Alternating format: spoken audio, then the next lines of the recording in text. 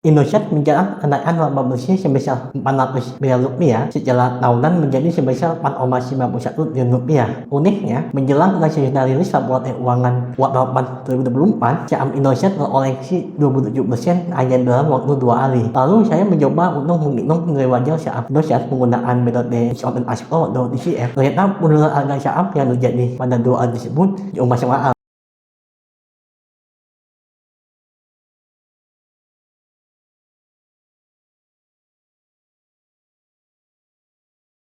Halo semuanya, kembali bersama saya, Lalu Jaya.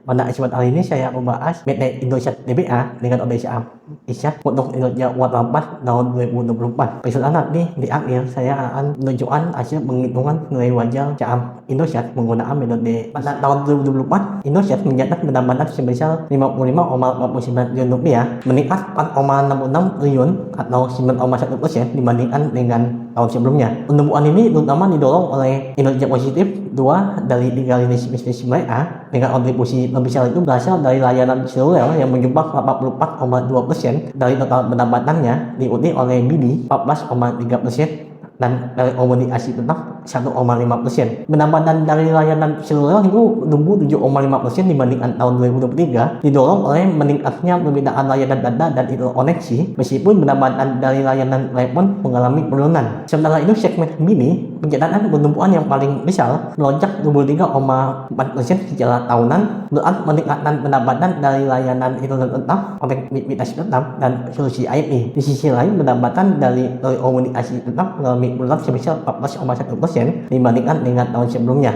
Hal ini wajar ya, karena penurunan permintaan dari segmen ini. Pada tahun 2024, beban operasional dari Indosiar mencapai Rp45,05 triliun, meningkat Rp4,25 triliun atau 10,4% dibandingkan dengan tahun sebelumnya. Kenaikan ini disebabkan oleh berbagai faktor, termasuk peningkatan beban penyelenggaraan jasa, penyusutan dan amortisasi, biaya karyawan, pemasaran, serta beban umum dan administrasi. Setelah itu, penghasilan operasional lainnya itu mengalami penurunan yang signifikan. Salah satu faktor utama kenaikan beban adalah beban penyelenggaraan jasa yang naik Rp1,66 triliun atau 7,9% secara tahunan. Kenaikan ini terutama berasal dari meningkatnya biaya administrasi, sewa dan jasa, serta instalasi dan pemeliharaan jaringan. Namun terdapat sedikit mengulang pada beban dari paket dana, voucher, frekuensi, dan interkoneksi. Selain itu, beban penyusutan dan amortisasi juga naik sebesar Rp937,3 miliar atau 6,4% secara tahunan. Hal ini dipicu oleh tambahan investasi dalam aset tetap dan aset guna usaha, serta amortisasi aset tidak terwujud lainnya. Peningkatan ini mencerminkan upaya Indosiar dalam memperluas dan meningkatkan infrastruktur jaringannya. Di sisi lain, beban karyawan mengalami kenaikan sebesar Rp195,1 miliar atau 5,3% secara tahunan. Kenaikan ini terutama berasal dari peningkatan gaji, biaya kesehatan, insentif, dan tunjangan lainnya. Namun beban ini sedikit tertahan oleh penurunan pembelian bonus ya. Ini menunjukkan komitmen perusahaan dalam pembuatan tenaga kerja yang berkualitas sambil tetap menjaga efisiensi biaya mereka. Beban pemasaran juga mengalami lonjakan sebesar Rp316,4 miliar atau 18,9% secara tahunan. Peningkatan ini didorong oleh biaya akuisisi pelanggan yang lebih tinggi, terutama dengan perluasan distribusi wilayah perdesaan. Selain itu, perubahan dalam pelakuan akuntansi terkait model distribusi dan agen pemasaran belum terdampak pada biaya pemasaran ini. Meski begitu, ada sedikit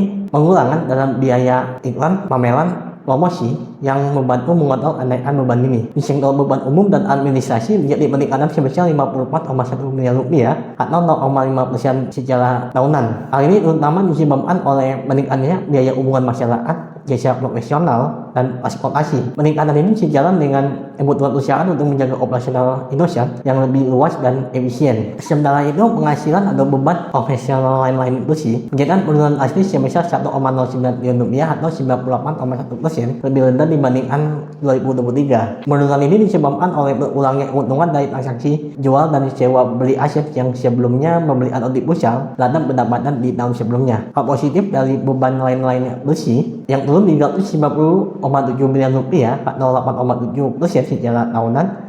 Yang penurunan ini didorong oleh lebih rendahnya biaya keuangan yang sebesar Rp246,8 miliar akibat turunnya rata-rata pinjaman yang belum jatuh tempo. Selain itu, keuntungan dari nilai tukar mata uang asing meningkat sebesar Rp111,9 miliar dan pendapatan bunga juga menambah Rp32 miliar. memberikan dampak positif terhadap keuangan perusahaan. Secara keseluruhan, Indosiar mencatatkan kenaikan laba bersih sebesar 404,4 miliar rupiah yang menjadi 4,91 triliun rupiah. Dengan pencapaian ini, net profit margin dari Indosiar mencapai 8,79% atau di bawah 10%. Peningkatan laba bersih ini terutama didorong oleh pertumbuhan pendapatan serta efisiensi dalam beberapa beban operasional lainnya, meskipun terjadi peningkatan biaya dalam berbagai sektor seperti penyelenggaraan jasa, penyusunan dan amortisasi, karyawan, pemasaran, serta beban umum dan administrasi. Pada tahun 2024, Indonesia mencatatkan aset lancar mengalami penurunan sebesar 3,9% menjadi 14.877 miliar rupiah, dan penurunan ini disebabkan oleh berulangnya aset secara as meskipun ada kenaikan piutang usaha mereka. Hal ini mengindikasikan bahwa perusahaan sedang menggunakan lebih banyak likuiditasnya yang mendukung operasional atau investasi jangka panjang dari Indosiar, sementara pembayaran dari pelanggan belum sepenuhnya terrealisasi. Di sisi lain, aset tidak lancar dari Indosiar meningkat sebesar 0,3% secara tahunan menjadi 99,5 triliun rupiah. Peningkatan ini terutama berasal dari kenaikan aset tetap yang kemungkinan bisa menjaminkan investasi Indosiar dalam infrastruktur dan ekspansi bisnis. Namun kenaikan ini diimbangi oleh penurunan pada aset tak berwujud, beban frekuensi, biaya yang dibayar di MUA, serta investasi pada entitas asosiasi dan metode bersama. Artinya, meskipun Indosiar terus berinvestasi pada aset yang berwujud, beberapa aset non-fisik mengalami depresiasi atau penyusutan. Utang jangka pendek, Indosiar mengalami penurunan yang cukup signifikan, yakni sebesar 9,2% secara tahunan menjadi 31 triliun rupiah. Penurunan ini terutama disebabkan oleh berulangnya utang pengadaan jangka pendek, utang pajak, pendapatan diterima di MUA, serta kewajiban imbalan kerja untuk jangka pendek. Dan penurunan ini bisa menjadi tanda positif bahwa perusahaan dalam menyelesaikan beberapa kewajiban finansialnya. Namun ada juga kenaikan pada utang jangka pendek mereka, utang obligasi dan cukup yang menunjukkan adanya strategi perusahaan dalam mengelola likuiditas dan pendanaan dari Indosiar. Sementara itu,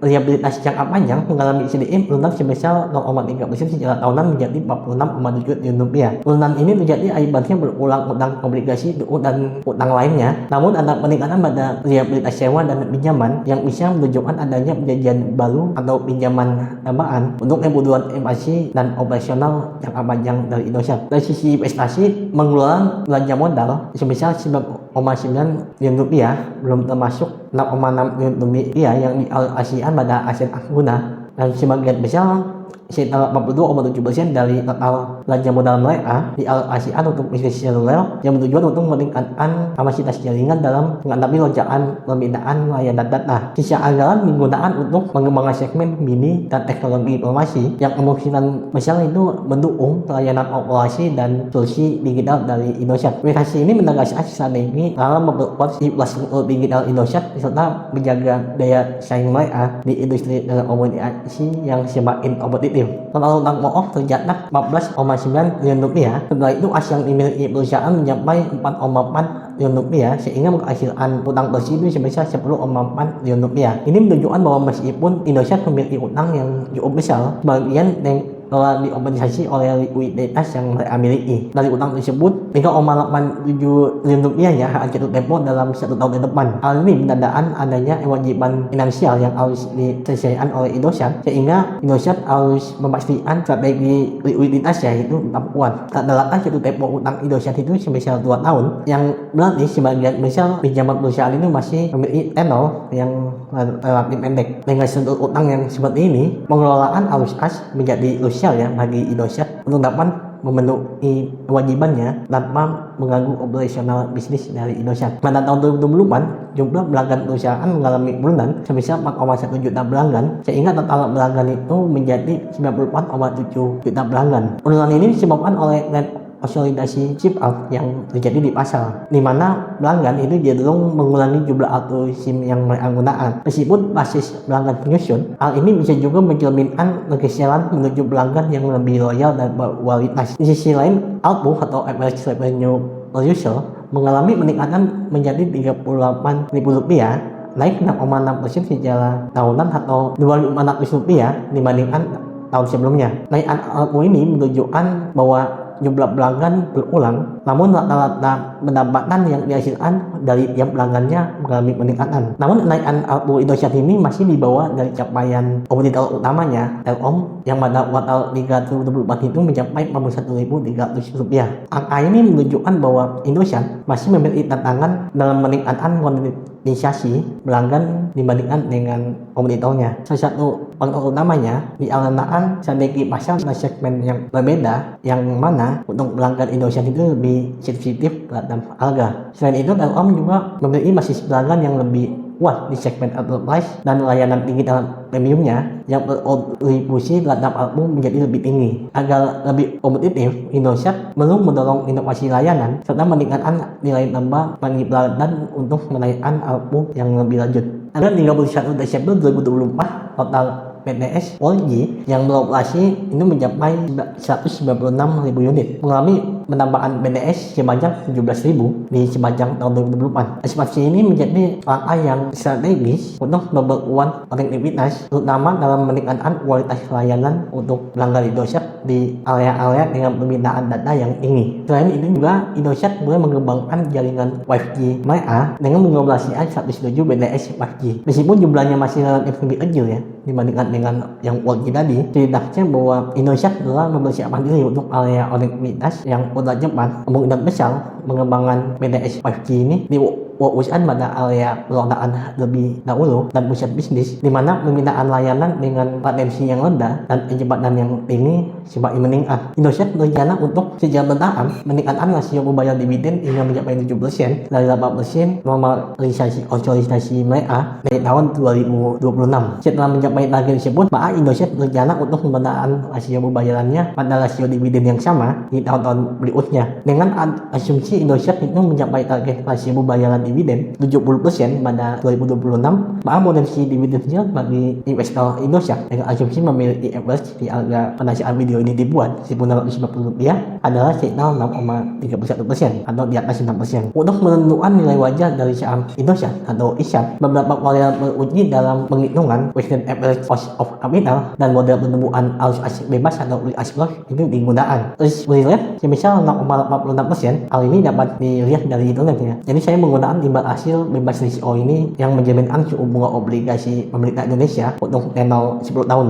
Lalu beta untuk saham ISAP terhadap indeks ini semisal 0,9%, yang artinya bahwa saham Indosiar ini sebenarnya lebih stabil atau kurang volatil sedikit dibandingkan dengan pergerakan indeks. Dengan administrasi return dari investor sebesar 10% dan cost of debt sebesar 7,7% yang menunjukkan bunga yang dibayar Indosiar untuk obligasi mereka, dan tax rate yang rata-rata dibayar oleh perusahaan kepada pemerintah itu sebesar 27,14%. Makanya dapatkan rasio weighted average cost of capital dari Indosiar ini sebesar 9,68%. Dengan mempertimbangkan pertumbuhan arus aset bebas atau cash flow sejak tahun 2020 yang sebesar 6,5% dan terminal growth rate untuk sektor komoditasi yang diompoderat sebesar 2,5%, maka didapatkan nilai wajar untuk saham Indosiar sebesar Rp1.800. Sekian pembahasan mengenai kinerja dan nilai wajar untuk Indosiar. Semoga insight ini bermanfaat bagi kita semua. Baik.